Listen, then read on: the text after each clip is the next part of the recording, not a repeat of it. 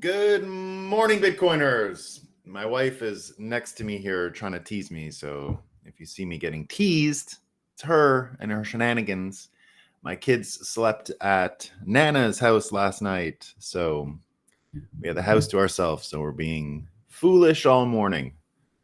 Foolishness, No kids around, no breakfasts, no breakfast to make, no breakfasts. So that's the kind of stuff we've been up to.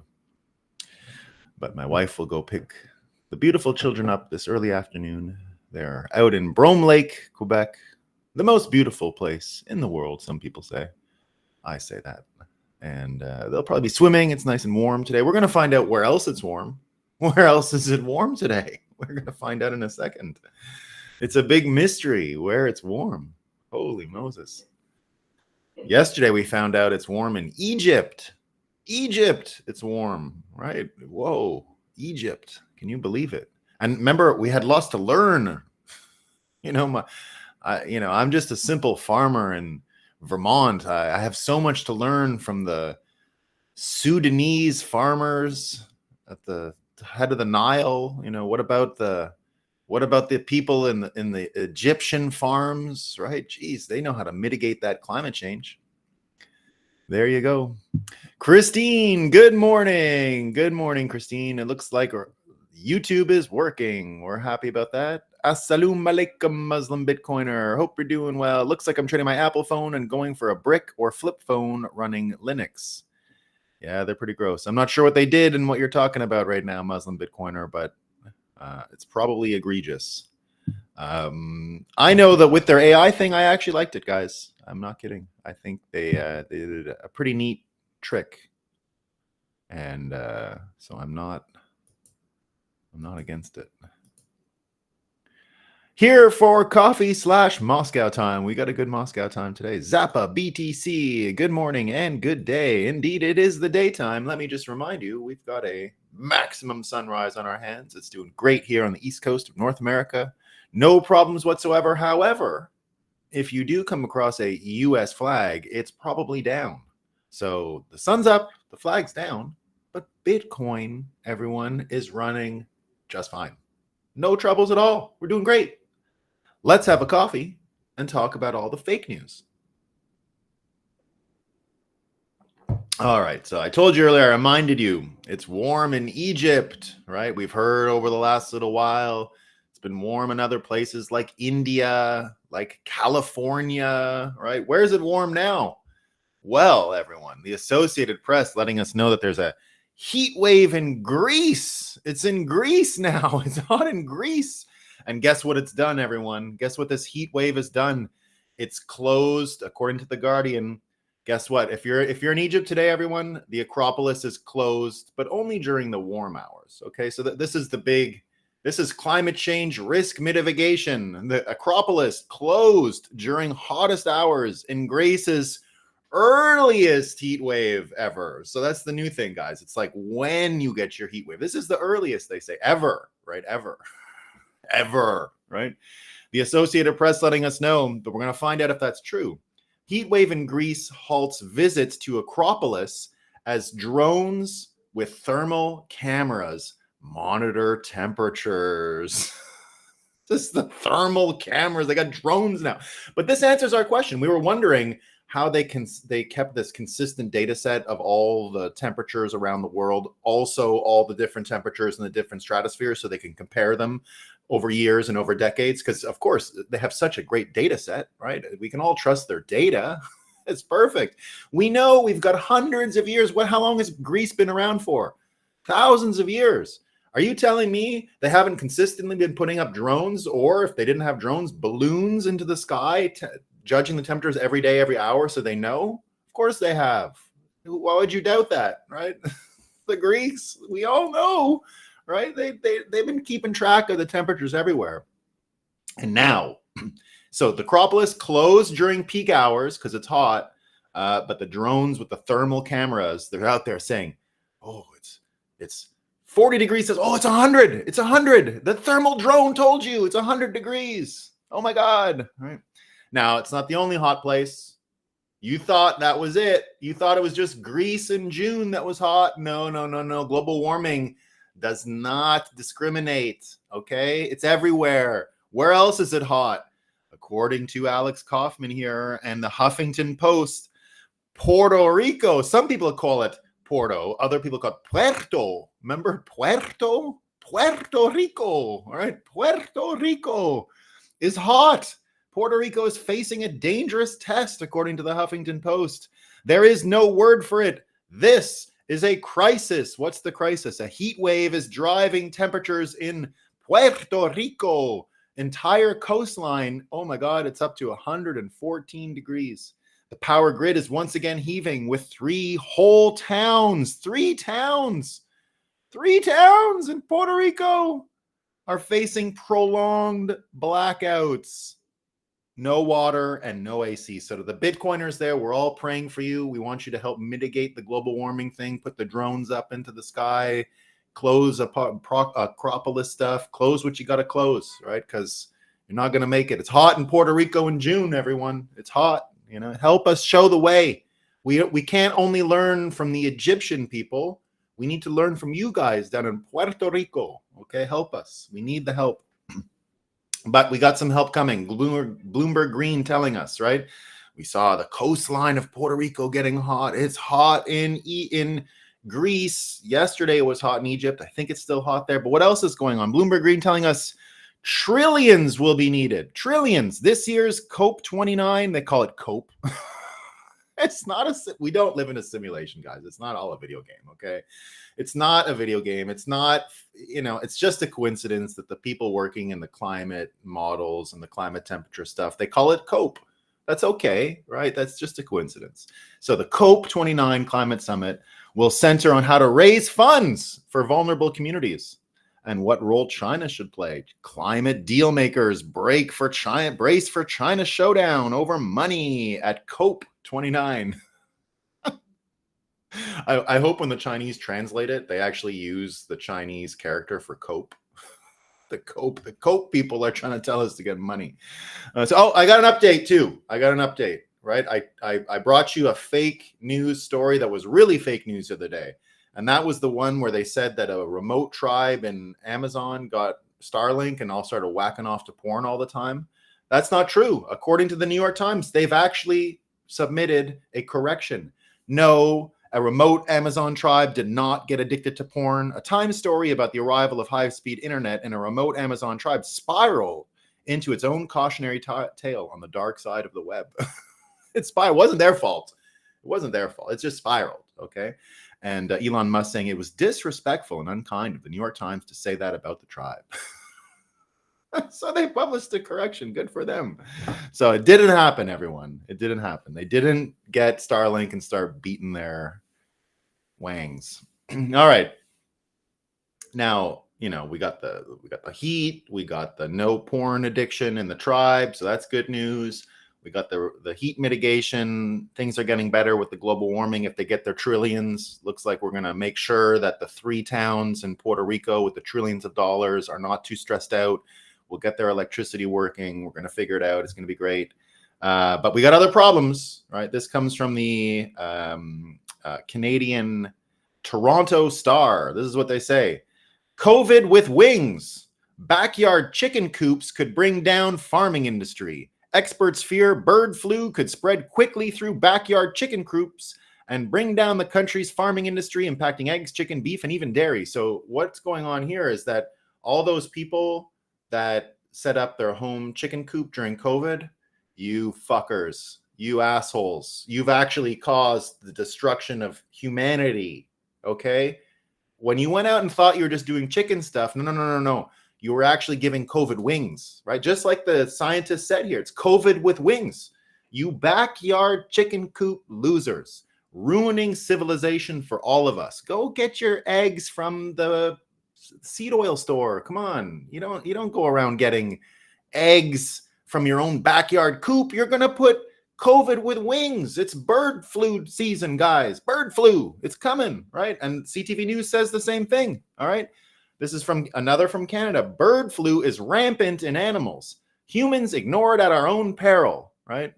Now, when I tell you that the Canadian people are the stupidest people in the world, it's not really their fault. They're just getting drowned in this kind of stuff. Imagine 2 articles like this today on bird flu in Canada. Don't have backyard chicken coops because you're going to kill the world, right? Now, totally unrelated to that. This is totally unrelated, okay? There's no connection to these things at all. This is from the Washington Post today. Opinion: an epidemic of scientific fakery threatens to overwhelm publishers. More than 10,000 scientific papers were retracted last year as paper mills exploit the system. So maybe we're going to solve this stuff. Maybe science is going to get right, you know? Maybe they're going to figure it out. We'll see. So at least we know, right? If they just don't do the scientific fakery, right, then we can solve everything. But then you turn the page to Bloomberg. So at least Washington Post is starting to figure it out, right? That science, maybe it's all bullshit, right? Maybe it's all bullshit. But Bloomberg saying, with an article here, murder rate mystery. New FBI crime stats don't include New York City or LA. What? What's going on here? Biggest U.S. cities haven't converted to new reporting system. Oh, policymakers urge to exercise care amid data blind spots. What? What's going on? And let's just read the article. Let's find out what's going on. This is from Joe Colangelo, who took a piece out of it and highlighted what was important. Joe is an old Bitcoiner, interesting guy. Here he says, according to the CPRC, one factor contributing to the ostensible dip in violent crime is that almost 40% of local law enforcement agencies are no longer transmitting their information to the national, federal, to the FBI database. So they're just not reporting it. Okay, I get it, right? So it's 37% of police departments stopped reporting crime data to the FBI, and other jurisdictions like Baltimore and Nashville, crimes are being underreported or undercounted, right? So it's the murder mystery rate, everyone. The murder rate mystery. And if you go here, we've got an MSNBC journalist who's really excited about the missing data. This is what he says. The FBI just announced that crime has plummeted in the first quarter of 2024. Yeah! Crime's plummeted, right? According to the report, murder decreased by 26%, rape decreased by 25%, robbery decreased by 17%, aggravated assault decreased by 12%, and reported property crime decreased by 15%. What would we do if we didn't have MSNBC journalists reporting on data that's garbage? What would we do? We would have nothing to read. Then we would really not know what temperature it is in Greece or Egypt in June, right? We would have a lot of trouble. Meanwhile, the Washington Post, even though they said maybe there's some fakery in science, right? Well, Aaron Blake's back. Aaron Blake has been our star reporter here at the Moscow Times all week, right? Aaron Blake has been the best Moscow Times reporter we could have asked for. He's been great. He's been on fire this week. If I had an employee of the week at Moscow Times, Aaron Blake is it this week. So remember, we've been hearing about the scientific fakery, and the FBI doesn't even have the data. But good news is the data that we have says we have less crime, right? So that's all great. But what is Aaron Blake saying today? Here's Aaron Blake's article. How much are Americans paying attention to politics? He asks. How much? How much? I don't know. He's asking how much, right? This little, he says, right? And he shows a guy in a picture. This is the picture of Aaron Blake's, that goes with Aaron Blake's story, okay? So it's a guy, doing this, right? So Aaron Blake, how much are Americans paying attention to politics? This little, he says.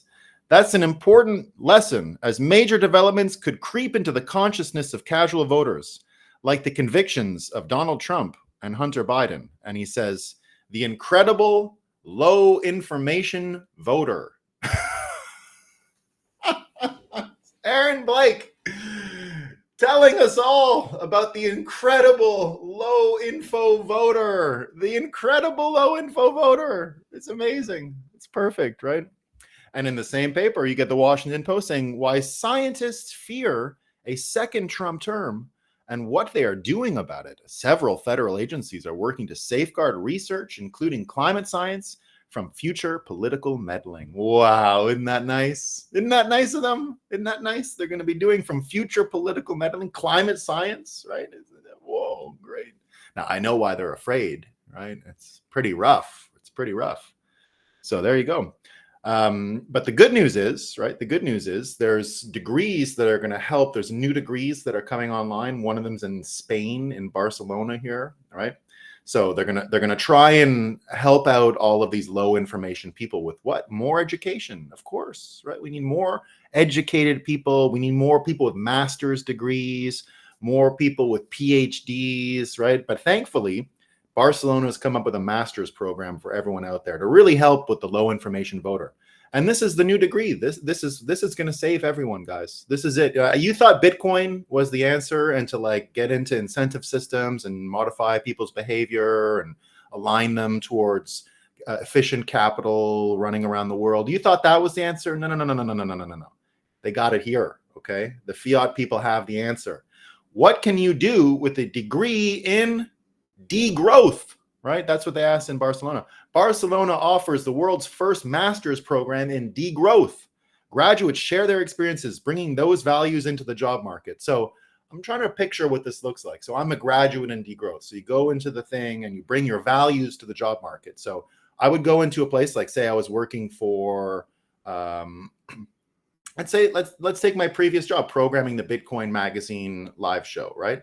Let's say I want to bring my values of degrowth into it. So I'm going to say to them, I know what we got to do, guys. We got to start selling the shittiest shit coins in the world. We got to pump the shitty shit coins all day long. It's going to work great, right? So that's how I imagine it will work. So that's great. They're doing great, right? They're doing great. And that's why here's The Economist, right? I believe they're going to need these degrowth people. And here's what they said about what's going on in the American political situation, right? Because God forbid they have low information voters over there, right? We don't want that. So The Economist saying, after a presidency that yielded 2 impeachments and a riot at the Capitol, the prospect that voters might willingly return to office a man recently convicted of 34 felonies seems outlandish.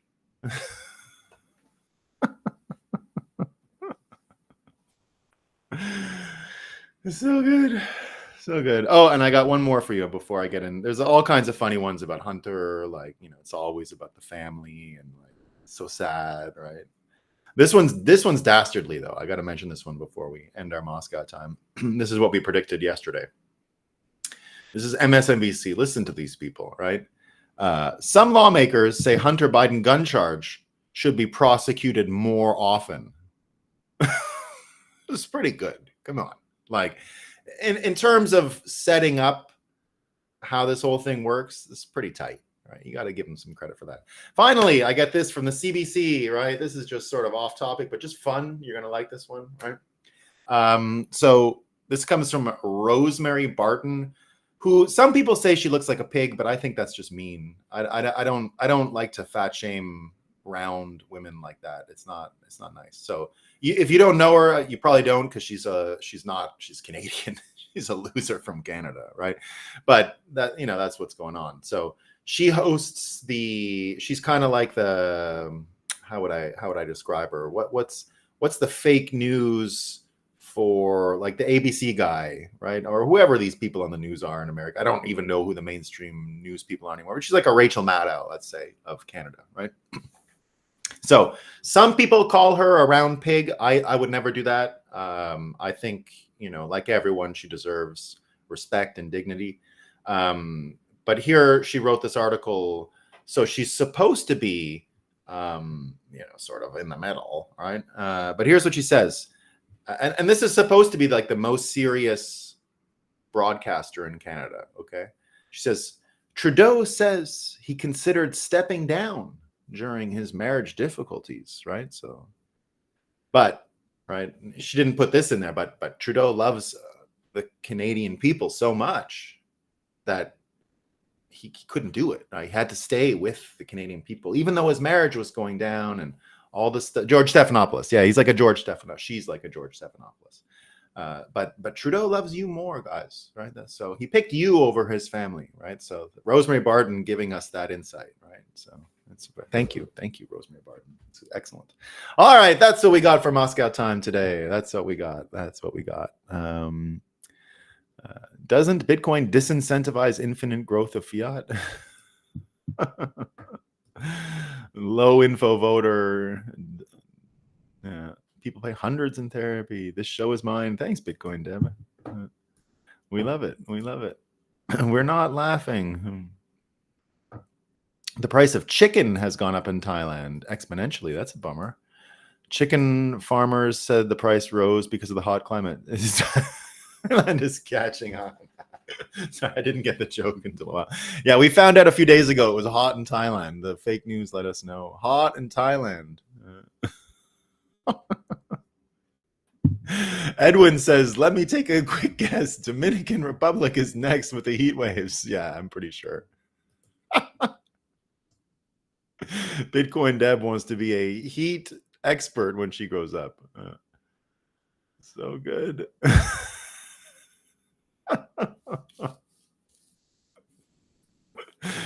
Hot in Puerto Rico. Puerto. Some people say Puerto. I like to say Porto. All right. So this is the one I was looking for. Jumper DCS asked me while I was talking, how does the Saudi petrodollar deal closing out affect the petrodollar? Let's talk about it. But we'll get there, okay? We got to work up to it. First, given that Biden is losing in every way, do you still maintain Big Mike isn't going to run right after the first? Sounds like a great strategy. It does sound like a great strategy. I think everyone sees it, but the problem is, would you want to be called Big Mike would it be worth it? Right? I still think the Obamas can get away from this. I still think they have a chance to not be space dropped. So she's got to be pretty sure she can withstand the Big Mike stuff. And I don't think she can. So, I mean, they got $1 billion from Netflix. They don't need to do any of this. I mean, just like it's a little bit, go back to the time of the, and I would probably be for this, honestly. I would probably be for this. So if you go back to when General MacArthur took control of Japan after the Second World War, and they had choices to make about who to kill and who not to kill and what was going on. And a lot of people wanted them to kill the emperor, right? A lot of people wanted them to kill the Japanese emperor during World War II. But MacArthur knew enough about Japan to know that if you got the emperor on your side, it would make the whole conversion a lot simpler. Now, you'd have to know a little bit about the history of the Japanese emperor. You know, it's an unbroken line, right? It's the same family for 2,000 years or something ridiculous. So it's nothing like the English royalty, right? The English royalty, there's no such thing. We haven't had an English royal in England in 500 years. None of them are English. None of them are English. The true name of King, King Charles is Saxe-Coburg-Gotha. That's his real family name. Mountbatten was invented during World War I. Right? Windsor, fake. There's nothing. That's Saxe-Coburg-Gotha. That's the name of the family, right? Mountbatten, the other family. He's Mountbatten, Windsor, right? That's his name. And that's already a kind of facsimile because, truthfully, Prince Charles' dad is more blue-blooded than the mother, right? The mother was a Johnny-come-lately family. They're mix of like Scottish and German and Dutch. William of Orange meant he was Dutch, right? So there hasn't been an English king since, I don't know when exactly when the last English king. They speak English, but they're nothing to do with England. They're not English people, not even close, right? Nor have they been. She and him aren't even the heads of the Saxe-Coburg-Gotha family, right? They're not even the heads of the family. That's a German family. They spoke German as a first language way more recently than people realize. And even still to this day, if you go back to William the Conqueror and all that's the reason why in English, for example, when we the animals in the field have old English names, cow, pig, chicken, right? They all have these old names. But the minute you plate the food and you serve it, it changes its name. But what does it change its name to? Cow becomes beef. What's beef? Beef is the name for a cow in French, because they were serving royalty. So the minute you cooked it, it took on the name of the royals in charge, right? So that was the same with pork, right? The pork is not an animal, right? Pork's a meat. The reason why it's the meat and not the animal is because poor English people farmed it, and their colonial masters, the French, had to be served in French. So almost all words that involve kitchens and cooking all become French. And it goes back that long. So we haven't had an English king in forever. And so one of the important parts of the Japanese royal family is it's the same family. And it's been that way forever. They've had, one of the main reasons is they're allowed concubines, right? So they don't have to rely on the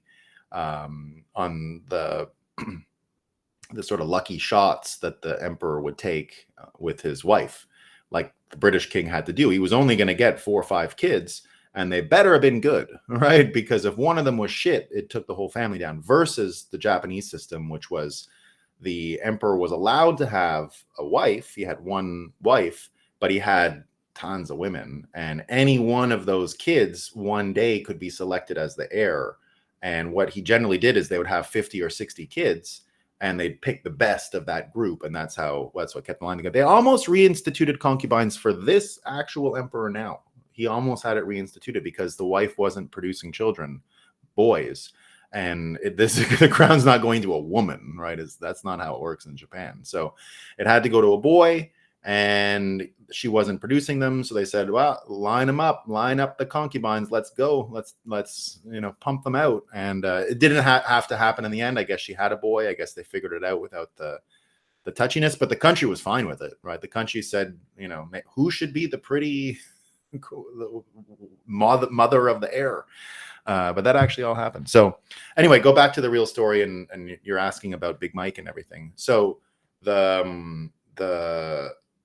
what MacArthur did with the emperor was kept him alive because he'd be better at persuading the people. And that's indeed the first thing the emperor did. The emperor went on, when he said that we gave up in the war, that we capitulate to the Americans, he said, and oh yeah, and I'm not God, right?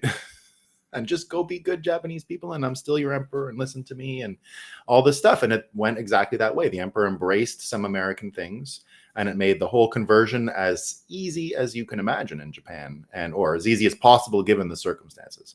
So when you see Big Mike and you see what will be negotiations, right? That's why I continue to believe RFK is going to be the attorney general for Trump. I mean, as crazy as it sounds. The reason is Trump is going to have to do some of this stuff, but you need a Democrat to negotiate basically the survival of the Democrat Party. Basically that, right? You don't want to wipe it out totally. I don't think. I mean, maybe you do. I mean, maybe that's the way it goes. I don't know.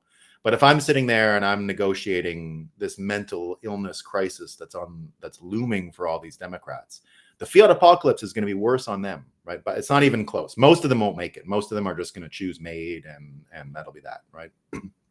So we're going to see a huge psychological breakdown. A lot of fun stuff with Trump, and at least it's not us getting gaslit and all that. And of course, I would never stop this train. I would never try to, embrace it entirely. But let's understand the cost, right? The cost is the psychic breakdown of a lot of people we love, right? A lot of people that are annoying as shit to us, and we actually can't tolerate them around us because they're so fucked up, but we don't want them to die. Right? We don't want them to die. Some are going to, I think. But what you're going to need is a little bit of hand-holding and something like that. And a Democrat on the inside who can say, well, get rid of this guy and get rid of that guy, and that guy can go. And you're going to have to do all of that stuff. And you're going to need a Democrat to do it. And that's why I think AG is the most important job in the Trump administration. VP has its thing because Trump is old, and you want a VP who can really handle policy and get involved and do a lot of stuff, but it's not quite as engaged. So I think Vivek, for example, could be an attorney general, but he's a little too good at all the policy. And even though he is a lawyer, or was trained as a lawyer, or was like me and he went to law school and never practiced law and got into business or something like that, but the job, I think you'd want a real type of litigator there, and RFK is that. So, and I would trust RFK to choose the pieces that would allow the most gentle way of the fiat psychology embedded inside the Democrats to be gently modified, gently changed, not as violent as it could be, and might be. It might be. So I think you need Obama and Big Mike to do a little bit like what the emperor did. And basically, now, if they're not willing to do that, it's another story. But she's got a choice to still be a Netflix billionaire star, and help the Democrat mental illness get better, right? If Obama came out tomorrow and was like, I'm into Bitcoin, most would be forgiven. Right? Most would be forgiven. I'm serious. Now, I'm no fan of Obama, and I don't know exactly how much he's messed up with all of this stuff. I continue to believe he was a little bit of a patsy, didn't really know, in the same way that Trump wasn't really the civilian in charge of the military, but Trump's own ego might not have let him see that. Right? He might not have known to what extent, Trump's big weakness was the first years, Jeff Sessions and all these fucking losers as the attorney general, and letting all this stuff go and happen to him. Very stupid. He had dumb people around him. He made a ton of mistakes and didn't really judge the dangers that were lurking around there, and just how impotent he really was as president. Right? He won presidency, and like most of us thought he was the leader of the free world. He was not. It took all of us a long time to figure that out, I think, including him. I don't think Obama ever figured that out. He didn't need to, right? Everything sort of went aligned with what he believed and thought. Now, I'm not a mind reader, so I don't know what's going on with Obama, really. But I'm just trying to judge it from the outside with the very little information that I have. So go back to my point on this. If I was advising RFK and he was the attorney general and he had, Trump said kill 20 people, right? I wouldn't put Obama on the list. I would say we can use, if Obama does this and that, we can get a lot more out of him as not an ally, but like a psychologist to the fucked up people suffering from the fiat apocalypse. For now, I don't think he goes down in history as a great thing, but this would be a help. So Big Mike has this opportunity. Big Mike probably knows they can't survive what is going to be brutal. I mean, just think about it. It's going to be Big Mike dicks everywhere. So it just isn't going to work, right? Stupid to believe any of them. Just saying. And we're stupid to believe it. Yeah, surrounded by sludge people. Yeah, I'm not. So my theory here does not require Obamas to be good people and for us to believe them, right? It's more just strategy. Like, if you go and shoot Obama out of an airplane, you're basically condemning a huge portion of the sludge people to death. I mean, I think you are. They wouldn't be able to handle it. The brainwashing was just too thick. And maybe it's what we need. I don't know. Maybe it is what we need. But I still think that the approach that the Americans used with MacArthur and the Japanese and the Emperor was the right approach. And I think you can do something similar with the Obamas. Yeah, RFK is in charge of space drops, guys. That's going to be his portfolio. Space drop guy. Yeah. I think he was just, like, I did it, right? Yeah, he didn't know the game. He didn't know the swamp, right? That's the only reason why we can give him a second chance to drain the swamp. And indeed, RFK's attack on Trump about not draining the swamp the first time is an effective punch that lands, right? RFK can land punches on Trump for real. Like, he's probably the only guy that can actually do that. He can actually land punches. I still think Trump can take the punches. I don't think they're knockout punches. I think he lands punches on Trump, but Trump he's not a glass jaw guy, right? He's got a fucking, he can take a punch. We've seen him take a punch. That's what we love about him. He can take a punch and punch back and all that stuff. So, but nevertheless, getting a punch in, getting a glove on him is also hard, right? Biden can't get a glove on the guy, right? It's not there's nothing like that. But RFK can get him. Now, the only flaw in my logic is that it's logical. Yeah, we're not dealing with logical people here at Crypto Truth. So anyway, the point is you could use the Obamas, I think, as persuasion, and they'd be more useful that way. And it's the gentlest way to get through all of this, as far as I can tell. Biden, for example, I mean, he's too senile. What do you do with him, right? Hunter, I don't know. Like that, Hillary. Now we're talking. Right? This is a different breed altogether, right? Hillary is not the same person. We're dealing with completely different levels of mendacity, I think. So there you go. So let's get back to our main attraction here. So the first one I have is from and this is a little bit about this upside down, my theme for today, the upside of an upside down world. So it started with this thing that I saw from Mike Solana, and it's related to all this Trump stuff. So here's what he said. This is not a great thing, but it started with this tweet here. This is one of these broken brain people who, probably couldn't handle a Obama space drop or a Big Mike stuff. So Armand says, I am genuinely so scared of Trump winning and democracy ending, and it really feels like not enough people are. So he's totally right that not enough people are worried about it the way he is, right? Because that's observable now. The brainwashing's not working. We talk about it all the time. But here's the reaction, right? Mike Solana says, fascinating how the thought of this year's front-runner candidate being jailed before election evokes no such fear for the fate of our democracy, right? So that's what Mike Solana wrote about it right there, right? Now, our good friend Balaji had a lot to say about all this, and it was really excellent, as it usually is, right? We always love what Balaji has to add. So he says here, verbal inversion. They define democracy as ruled by Democrats. So this is when I made my theme upside down world, the upside of an upside down world. The upside down world is related to this verbal inversion thing that Balaji is talking about here. He says they define democracy as ruled by Democrats. So when they jail opposition, censor your speech, and build one-party blue states, that's all in defense of democracy. But when someone outside the party wins an election, well, that is an attack on democracy. Go try it yourself. Ask a partisan blue whether they'd ever vote for a Republican. Of course they wouldn't, because one-party Democrat rule is the essence of democracy. This also applies abroad. When Bukele or Millet or Orban wins an election, that is not democracy. But when Justin Trudeau silences truckers by freezing their assets, that is the essence of democracy.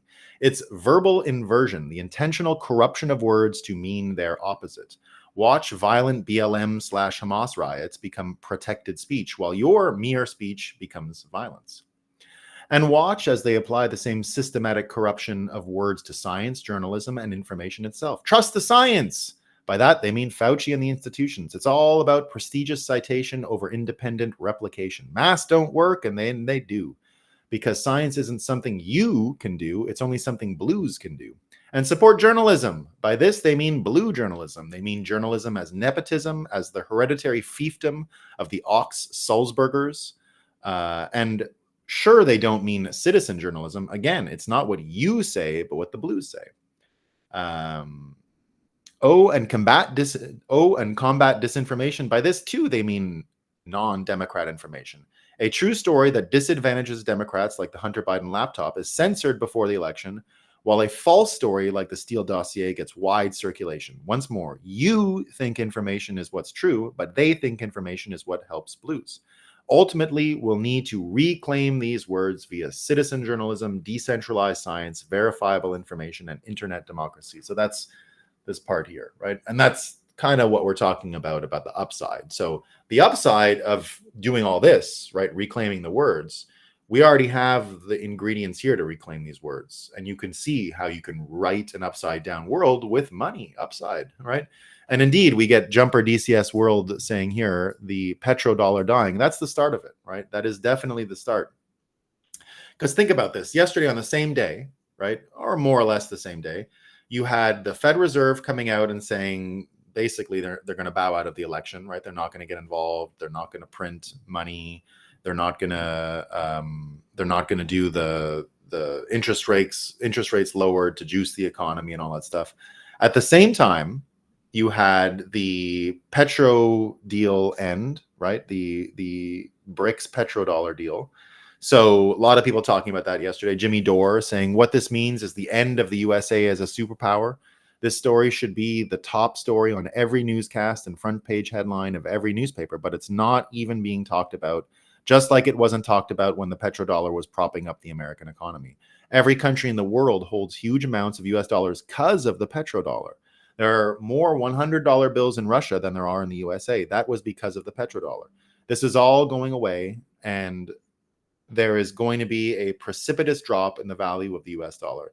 This is bigger than most people can grasp, mostly because the petrodollar was never explained to them in the first place. This means soon the US dollar will no longer be the reserve currency of the world, and that will spark a Great Depression inside the US that we can't print money to fix. All these kind of calamities were supposed to happen under Trump, where our old friends stopped working with us and the world turned against the US. Of course, this is all happening precisely because of the neocon policies and war and sanctions that Biden has implemented and the media has cheered on. You won't be told about this on the corporate news anytime soon, and when it finally is discussed, they won't tell you the truth about it, and certainly won't tell you what actually caused it to happen. It's now kind of too late for the revolution to fix this country. And indeed, Max Kaiser agrees 100%. They're all talking about Saudi Arabia's petrodollar exit, a global paradigm shift. So, and then of course you get fake news stories yesterday, right? Reports are circulating that Rosbank and Gazprom Bank websites are down and that the Moscow exchange is preventing people from logging in after yesterday's announcement of additional sanctions from the US, right? Now they're going to take the reserves, give them over, but it doesn't matter in the end. Go back to what Balaji said here. Go back to what Balaji said about reclaiming the words, right? He says right here, decentralized science, verifiable information, internet democracy. Now, just think about what's happening on the same day yesterday, right? You've got Texas. We have a Senate Committee on Business and Commerce, and you get ERCOT at the Senate Committee yesterday. ERCOT is the big public utility, the big energy utility in Texas, going out and saying that they recommend now Bitcoin mining should be directly integrated into the controllable load resource to help rebalance the grid. Exactly what Trump retweeted 2 days ago, right? From Bitcoin Magazine. So you get a situation now where more and more of the smart people are understanding that the US dollar and US strength are going to be fused at the domestic energy level, not foreigners having to print or use dollars to buy energy because we have aircraft carriers. No. Because America is the energy superpower of the world. No one is like America. Saudi, all these places, it doesn't matter, right? America has everything it needs for itself, for other countries, and it is the global energy superpower. There's nothing else like it. But because we can't coerce the other countries anymore to acknowledge that, we'll have to do it other ways. What ERCOT is talking about here is exactly the way. The main marketplace for energy is going to shift to Texas. It's going to fuse with Bitcoin because the grid itself in Texas is going to fuse with Bitcoin. And that's going to create an actual situation where energy is benchmarked in Bitcoin.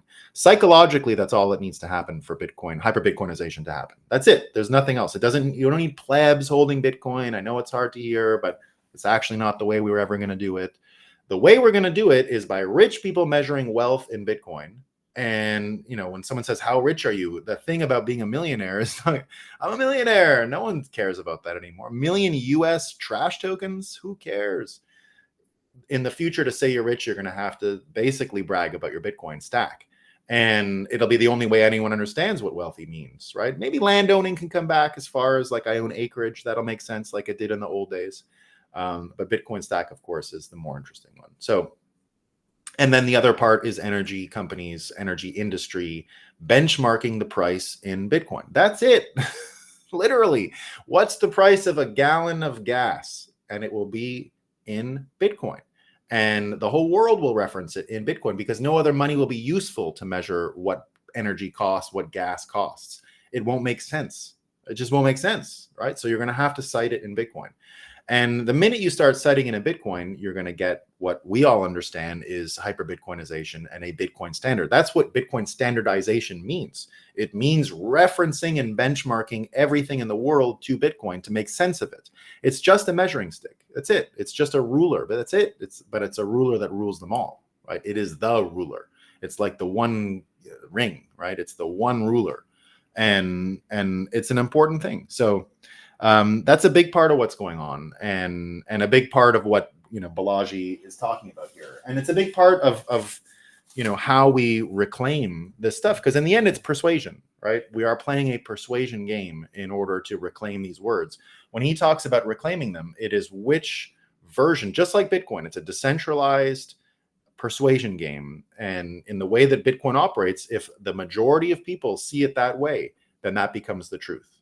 And that's the fight we're in. Right now, the majority of people don't understand the petrodollar, don't understand what's going on, and still measure wealth in US dollars. And because of that, there is a tremendous amount of persuasion that can go on. And that's what most people are hypnotized by. So, but it's not just there. If you look at the pathetic media, right? Now that we are understanding what wealth is and what it means to be rich and how you measure rich and how you measure energy and all these things, and the petrodollar won't do it. When you start to see really obvious political propaganda, obvious political stuff, it becomes more obvious. So, and not only more obvious, but you can see how much it lacks persuasion. So this comes from the block, right? I don't know if you guys know who the people at the block are. I've met them a bunch. You could just guess. Absolute libtard city people from New York. Trump.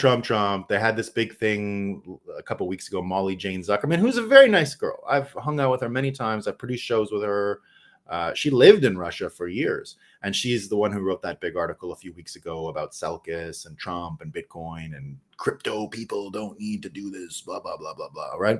So yesterday at the block, because they're very jealous, mind reading a bit, right? But they're not into this Trump thing, and that all the people in Bitcoin are getting into Trump, and that Selkis is being so loud about it. Because Selkis a few years ago would have been more on their side, right?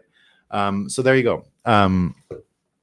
So the block here, exclusive Biden campaign in talks to accept crypto donations through Coinbase commerce sources.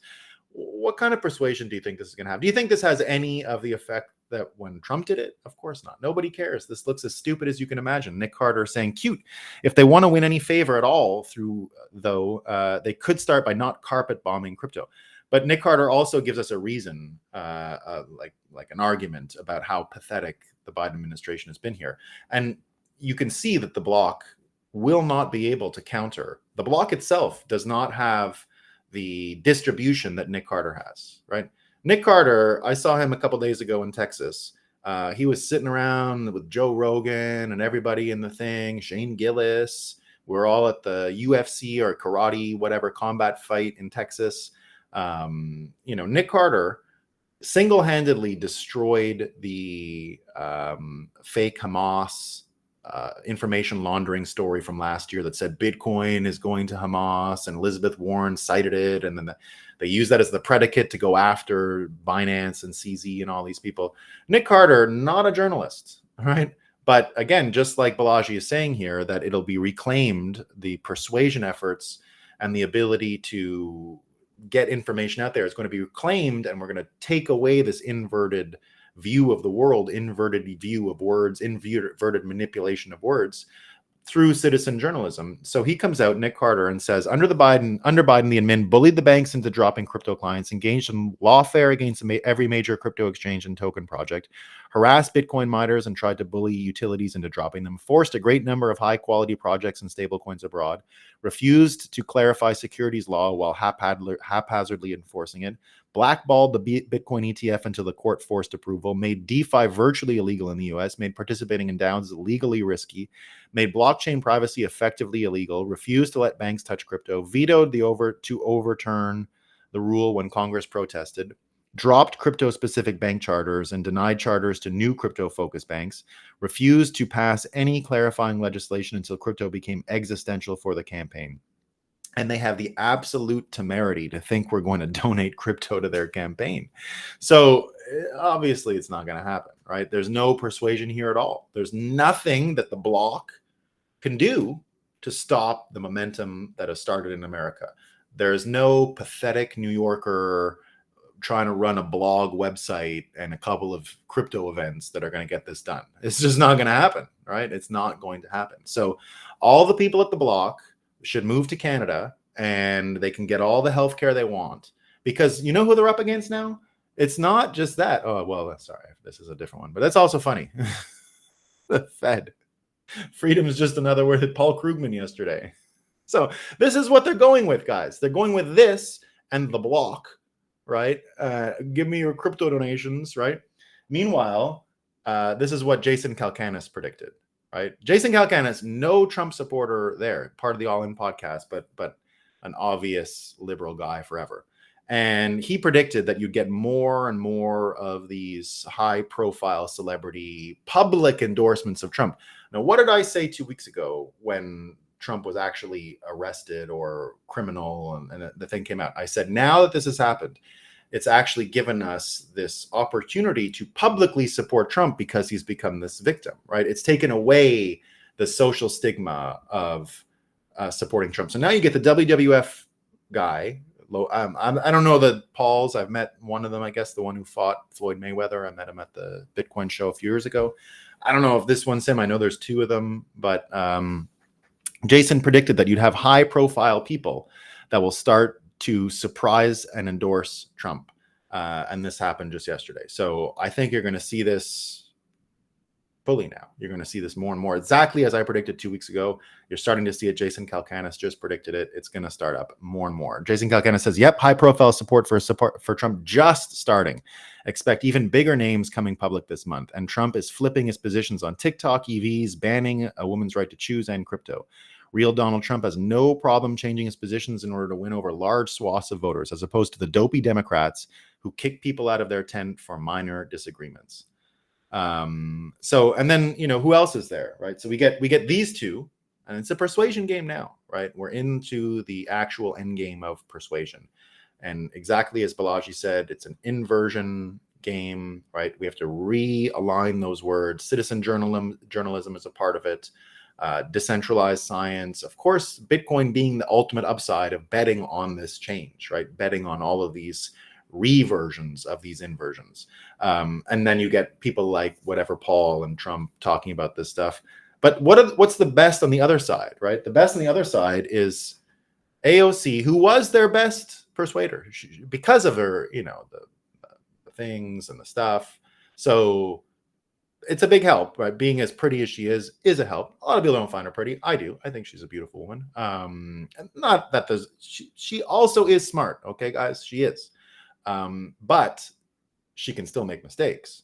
And starting to go around with people like Raskin and attacking the Supreme Court is not going to help her, right? This is what it looks like when you're getting bad advice and she's now getting associated with people like this. This stuff diminishes her capacity to persuade greatly. I mean, greatly. Seeing her go on this, whoever let her agree to take on this attack the Supreme Court thing was very stupid, because it's actually hurting her in the long run, right? She's one of those people you'd want them to convert, because watching her convert and model the conversion would be very powerful. So you don't want her to see what she's doing, which is getting swampier and swampier. She came in with a potential to not be swampy, and she's wasting it. So it's not a good idea. But the good news is, right, we're seeing the inversion happen. We saw yesterday the no one is above the law getting reversed. We saw Alvin Bragg get what's happened to Alvin Bragg. So this is the one where, this is the FEC case, right? So the Federal Elections Commission has filed a complaint against Alvin Bragg and the Biden campaign for election interference. So that's happening. And then you get the other one with Merrick Garland, who's been held in contempt of the House. So the Attorney General doesn't get to decide whether he hides the tapes. This is all about the whatever thing. Rep Paulina Luna was behind this. Garland, you have defied 2 subpoenas. You are not above the law. I love that they're using the not above the law. No one is above the law. We just got to keep doing it. No one is above the law. Turn over the recording. So she did a great job here. And so exactly what Bannon is going to jail for, they're going after Garland for. So it's just perfect, right? And indeed, after all of this stuff, and again, we're back at the persuasion game and what's changing and this inversion of what's going on and reverting the inverted words as persuasion, as Balaji prescribed. Again, we talked about the citizen journalists like Nick Carter just wiping out the block. I mean, just wiping them out. Like Nick Carter himself, I know he was going to be fighting in the karate combat against the bankless guy, but literally in just arguments, he can destroy an entire media platform. He's stronger than the media platform, like actually, right? So Nick Carter doing that, very bad for them. That is pretty funny. No one not above the law. Yeah, no one's above the law. We got to do that for all. We're not above the law. Come on, you're not above the law. No one's above the law. Remember, Trump's not above the law. Neither are you. We're not. No one. I'm not either. We're not above the law. I use that one all the time now, right? Well, no one's. No one's above the law. But here's where it's headed, right? So you get yesterday Tim Dillon and Joe Rogan talking about the fake elections. And now that it's at this level, now that you're at the level of Joe Rogan openly calling the elections fake, you're now in a completely different territory as far as persuasion and their ability to fight back and hypnotize people and create these illusions where we live in a democracy, right? None of that works anymore. So he says, but I don't know if it's real. I mean, look, I don't want to cry election fraud, but why would I imagine that they would manipulate everything openly except the election, right? So he starts saying that, and then they go on, the amount of election fraud isn't zero, right? And just like he said, nobody cared when Hillary went on forever questioning elections. If they're willing to deceive us with the Steele dossier, if they're willing to deceive us with what they did with Bernie and RFK Jr. in the primary, why would they think they wouldn't fuck with the election? So we're now at that point, right? And that's where we've needed to be for a long time. We've needed to be as people in America at the point where we collectively, and a majority of us, don't believe the elections, right? So there you go.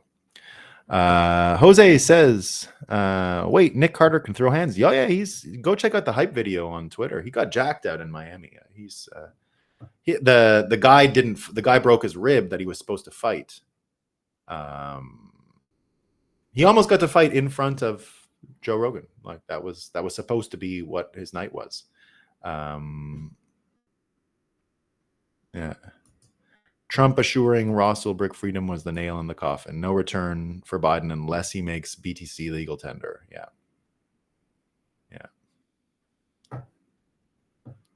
I'm all for voting someone that isn't still hallucinating, just saying. Otherwise, I'm still stuck voting for the least evil. Certainly, it looks like. Yeah. All Biden has left are Karens and... Exactly. Yes. So, Jose, you had it perfect. All Biden has left are Karens and soy boy beta males. Yeah, and they're not going to win this. It's not going to happen, right? So, yeah, crypto truth. Very few wage slaves will be whole coiners. None. I can't imagine it ever happening. Right? There's nothing but great breakup episodes. We love it. Another great episode today. Thanks, Nolan. Thanks, Jason. I appreciate it. All right, everybody. Is just the first domino to fall. Yeah, it is. Yeah. All right, team. That's all I got. I hope you have a great day. I shall. My wife and I will not. The kids will be at the lake till early afternoons. My wife will go pick them up later. But I got some work to do. But it's nice to have a quiet home. Although I love the sound of my children running around. No doubt. But I'm glad they're with their grandmother. She needs their energy. All right, everyone. Peace.